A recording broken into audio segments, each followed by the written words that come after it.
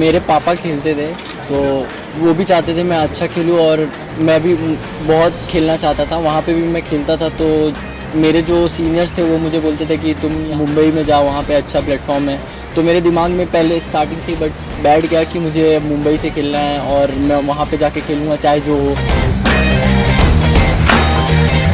पापा मेरे चाचा के यहाँ पे आ रहे थे, संतोष अंकल है, तो उनके साथ वो आ रहे थे तो मैं भी आ गया। तो मैं आया उनके यहाँ तो कुछ दिन ऐसे प्रैक्टिस किया तो मुझे वहाँ पे बहुत अच्छा लगा और मैं बोला पापा मुझे यहाँ पे रहना है। तो बोले कैसे रहेगा? तो मैं बोला सर मैं रह लूँगा, मुझे यहाँ पे रहना है।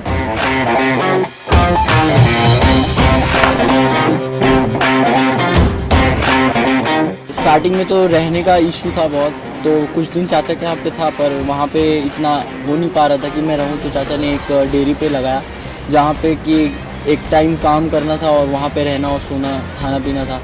मैं वहाँ पे काम नहीं कर पा रहा था, सिर्फ खेल रहा था। तो इसलिए उन्होंने बोला कि भाई तू कुछ कर नहीं रहा है, यहाँ पे हो नहीं पा रहा है तो तू यहाँ से चला जाए। एक दिन रात को उन्होंने ऐसे निकाल दिया। मैं बोला मुझे सुबह जाने दो, तो बोलते नहीं नहीं नहीं तू आज ही निकल, आज ही निकल। तो वहाँ से मैं निकल गया तो मैं डायरेक्ट आज़ाद मैदान गया। उस रात आज़ाद मैदान पे ही सोया।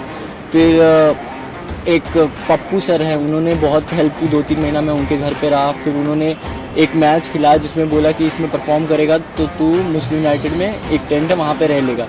तो मैं वहाँ पे फिर वो मैच खेला और उसमें अच्छा किया तो मुझे टेंट में रहने मिल गया। वहाँ पे ऐसा था कि ना लाइट थी, ना वॉशरूम था, ना पानी बराबर आता था।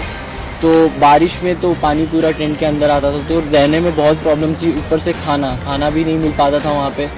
खुद बनाओ खुद खाओ और उसके बाद टॉयलेट के लिए भी आधा किलोमीटर दूर जाना पड़ता था। जब भी बारिश हो जाती थी तो पूरा पानी आज़ाद मैदान में लग जाता है तो आने जाने में ही बहुत मतलब प्रॉब्लम होती थी, नहीं हो पाता था मुझसे।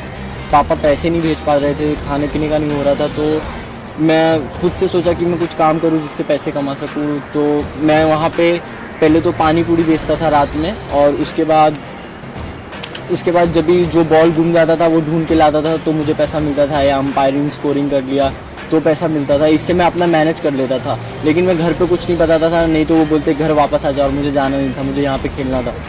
तो ऐसे ही धीरे धीरे टाइम निकल गया और अभी मैं कोशिश कर रहा हूँ कि मैं और जितना प्रोसेस और जितना मेहनत पे ध्यान दे सकूँ।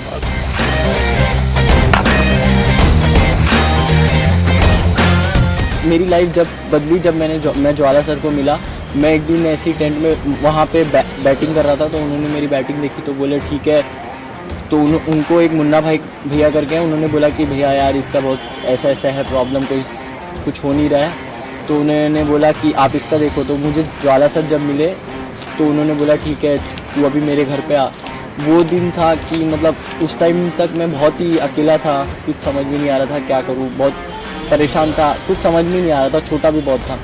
तो सर ने बहुत ज़्यादा हेल्प की। उसके बाद सर बोले कि ठीक है तू मेरे पास ही आ जा और मैं सर के घर पे ही रहता हूँ। मेरा खाना पीना रहना कपड़ा पैसे सब चीज़ सर करते हैं और मैं बहुत खुशनसीब हूँ कि सर है मेरे साथ और वो मेरे लिए सब कुछ है। फ्यूचर में मेरा ड्रीम है कि मैं अपने कंट्री को रिप्रेजेंट करूँ और मैं बस अभी प्रोसेस पे ध्यान दे रहा हूँ। बाकी रिज़ल्ट के बारे में नहीं सोच रहा हूँ, जो भी होगा वो एक्सेप्ट करूँगा।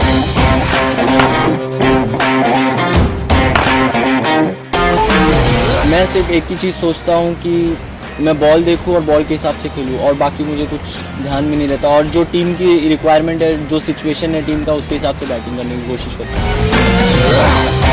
हूँ।